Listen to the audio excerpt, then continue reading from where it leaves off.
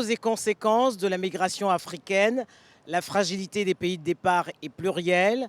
Pour y remédier, une nouvelle dynamique entre l'Europe et l'Afrique s'impose, mais suffira-t-elle à mettre un terme au diktat de l'Europe sur les politiques migratoires? En fait, l'Afrique subit toujours le diktat de l'Europe suite au manque de moyens financiers et matériels. Mais nous avons un personnel qualifié pour élaborer ces politiques migratoires. Mais pour faire cette politique et aussi décliner en termes de projets ce qui est identifié à l'intérieur de ces politiques et les mettre en œuvre sur le terrain, il faut des moyens. Il faut aussi un cadre de gouvernance approprié. Pas au niveau pays, mais au niveau sous-régional. Oui, l'Afrique subit le diktat de l'Europe parce que quand quelqu'un te donne toujours de l'argent, il est obligé de te dicter comment est-ce que tu dois gérer son argent. Aujourd'hui, je pense qu'il est temps qu'effectivement l'Afrique ait ses propres ressources pour gérer ces questions migratoires donc, liées à la mobilité de sa jeunesse. Il est temps que l'Afrique aujourd'hui puisse utiliser ses ressources propres, mais aussi ses compétences locales pour faire face à ces défis qui sont les défis propres à l'Afrique et qui doivent être résolus par des Africains. L'Afrique subit toujours le diktat de la part de l'Occident pour diverses raisons. Parce qu'on parle d'abord sur le fait de l'élection. Les élections ont vraiment, les Européens, les Occidentaux ont vraiment un impact très considérable dans tout ce qui est choix des politiques, choix des présidents africains. C'est ce qui expliquerait peut-être le fait que l'Occident a considérablement un impact sur la politique migratoire en Afrique. L'Afrique ne subit pas le diktat de l'Europe, c'est une idée reçue. Si nous imaginions seulement l'effet inverse de populations qui viennent en masse émigrer en Afrique venant d'Europe, vous imaginez la réaction des Africains qui seraient confrontés à un sentiment d'invasion et qui seraient dans le réflexe de l'autodéfense. Donc on ne peut pas blâmer les Européens de vouloir demander aux Africains de mieux réguler et de les aider à contenir cette vague. Et je dirais, soit dit en passant sur ce sujet, que nous n'en sommes qu'aux prémices. Il y a quelque chose qui est plus profond qui arrive pour des causes endogènes à l'Afrique. Je pense qu'il faut partir de l'existant. Il faut partir de l'existant. Il y a la CEDEAO, ce que la BAD est en train de faire, partir de ces directives et voir aussi au niveau des grands bassins migratoires quelles sont les opportunités de développement et construire avec ça. Dans le domaine de l'agriculture, dans le domaine de l'élevage, dans le domaine de la pêche et dans beaucoup d'autres secteurs. Parce qu'on sait que le secteur primaire marche très fort en Afrique, donc il faudrait vraiment construire avec ce secteur-là. Pour ma part, aujourd'hui, il est question de donner des outils à la jeunesse, à la jeune génération pour résoudre et régler considérablement la question de pauvreté, surtout en zone rurale, mais aussi créer des opportunités pour des jeunes sur le continent.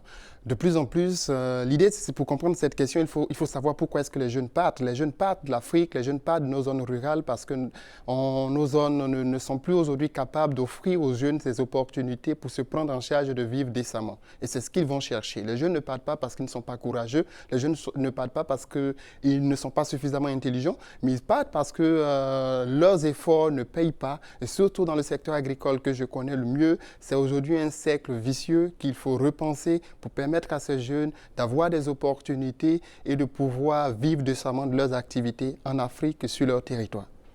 Oui, c'est une politique commune en passant par la CEDEAO, par l'UEMOA et aussi par les institutions financières régionales telles que la BAD. Les solutions régionales pour gérer la migration en Afrique sont largement dépassées puisque le problème est tellement profond et structurel et qu'il est lié à la démographie, un sujet qui est encore tabou, qu'il est lié au climat, que seule une approche continentale serait pertinente. Et pour ce faire, il faudrait que l'Union africaine réunisse un nouveau sommet qui s'occuperait exclusivement des questions de population et d'environnement. Ce sommet n'est pas encore arrivé et l'idée n'a pas encore germé. Vous prenez le cas du Sénégal, on dit que la diaspora envoie chaque année autour de 2000 milliards, ce qui dépasse de loin l'aide au développement. Donc, c'est comment canaliser ces 100 envois de fonds de la diaspora. Comment vraiment ces remittances les canaliser dans des aspects productifs, au lieu de continuer de les cantonner un peu dans les cérémonies familiales, dans la construction de mosquées et autre chose. Je pense qu'il serait bien de favoriser des transferts qui libèrent des transferts. Investir dans des secteurs productifs et des investissements structurants, notamment de grands barrages autour des grands bassins fluviaux, investir dans l'agriculture, investir un peu dans le secteur privé, comment profiter de nos 3000 heures d'ensoleillement par année sur la question des énergies renouvelables. Je pense qu'il y a assez d'opportunités vraiment pour mieux investir cette manne de la diaspora. La diaspora jouera une part très importante dans cette politique globale. Aujourd'hui, on a besoin de cette intelligence africaine qui sont sur d'autres territoires. On a besoin de leurs moyens. On a besoin aujourd'hui de co-construire un nouveau modèle. Et cette co-construction aura besoin de tout le monde. Beaucoup plus de sa diaspora qui comprend mieux le fonctionnement du monde, qui ont eu l'opportunité d'être mobile et de s'enrichir culturellement de cette mobilité. Donc la diaspora jouera un rôle très important, un rôle déterminant dans cette politique et à tous les niveaux, au niveau structurel, au niveau de leurs compétences, au niveau de leurs ressources. Et on est tous d'accord aujourd'hui que la diaspora représente de façon qualitative et quantitative une part importante dans l'économie locale et elle a toute sa place à récupérer dans cette politique. Je pense que la diaspora peut jouer un rôle de catalyseur moral et intellectuel pour oser dire aux Africains instruits et aux élites qu'il faut commencer à essayer de faire moins d'enfants. Cette question est centrale. Je sais qu'elle déplaît à beaucoup de nos intellectuels, qu'elle est même très polémique, mais le rôle de la diaspora sur ce terrain-là est assez déterminant. Il y a dans l'histoire de l'humanité 3 modèles de migration. La migration d'aventure, la migration d'opportunité et la migration de panique. Aujourd'hui, nous sommes rentrés dans le cycle de la migration de panique et je ne vois pas d'opportunité dedans. Ce sont des populations qui très souvent exportent leur surplus démographique vers d'autres régions plus vertes où il pleut encore et quand elles viennent, elles contribuent à les désertifier davantage. Et elles créent des conflits interminables, communautaires, agriculteurs et éleveurs, conflits même religieux. Et cette vague ininterrompue et qui n'en est qu'à ses débuts, elle est à sens unique. Par exemple, si vous prenez l'Afrique, c'est les pays sahéliens qui déversent leur surplus démographique vers les pays côtiers du golfe de Guinée. Et ce mouvement est perceptible, par exemple, avec les éleveurs qui viennent du Soudan et qui descendent de plus en plus vers la RDC. Donc, si ces questions-là ne sont pas abordées, on va vers une catastrophe majeure. Et malheureusement, jusqu'à présent, la tendance dominante est au déni. Donc là, il faut qu'il y ait des partenariats assez solides au niveau local entre l'État et le secteur privé, mais aussi au niveau sous-régional. Moi, j'aime toujours construire autour des grands bassins.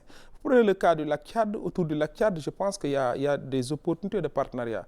Autour du fleuve Sénégal, il y a des opportunités de partenariat. Et je pense qu'avec une bonne politique d'adaptation, on pourrait passer de la fragilité vraiment à la résilience. Et aussi adapter les formations aux opportunités. On ne peut pas continuer de subir quand même un système d'enseignement assez classique où les gens vont sortir gonfler un peu le marché de l'emploi, alors que si on adaptait un peu la formation aux opportunités de développement dans le domaine de l'agriculture, dans le domaine de l'élevage, dans le domaine de la foresterie, dans le domaine de la pêche et aussi des métiers émergents comme le pétrole. Nous, on nous parle du pétrole et du gaz et je m'attendais à ce que davantage qu'il y ait des métiers en rapport. Ça pourrait quand même aider à passer à une résilience durable, si je peux m'exprimer ainsi. Je pense qu'aujourd'hui, il faut cesser de voir la jeunesse africaine comme un danger, mais il faut juste nous voir comme une opportunité.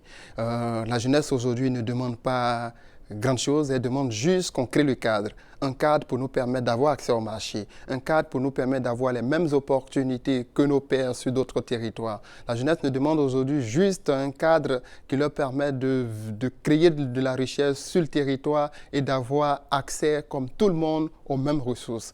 Et je pense que si aujourd'hui nous arrivons à interconnecter les territoires, à promouvoir la coopération sud-sud et à créer un cadre qui permet aux jeunes de co-construire ensemble, de mutualiser leurs compétences, de co-construire leur modèle, leur propre modèle adapté au territoire africain, nous allons passer effectivement de l'étape de fragilité à l'étape de résilience.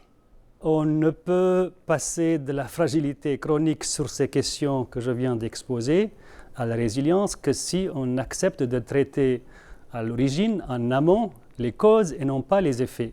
Les causes sont la démographie et sa conséquence immédiate, la déforestation. Donc, si nous voulons léguer aux futurs Africains un avenir à peu près viable, il faut commencer dès à présent à encourager à une échelle massive la contraception volontaire pour que les femmes fassent moins d'enfants et qu'elles aient l'opportunité d'être autre chose que des porteuses d'enfants, que des femmes qui donnent des enfants. Elles ont le droit d'étudier, d'avoir du loisir et de mener une vie à peu près normale. Et tous ceux qui suivent le modèle du sud-est asiatique qui est en train d'atteindre l'émergence doivent se souvenir que tous ces pays-là sont passés par des politiques dénatalistes, parfois autoritaires.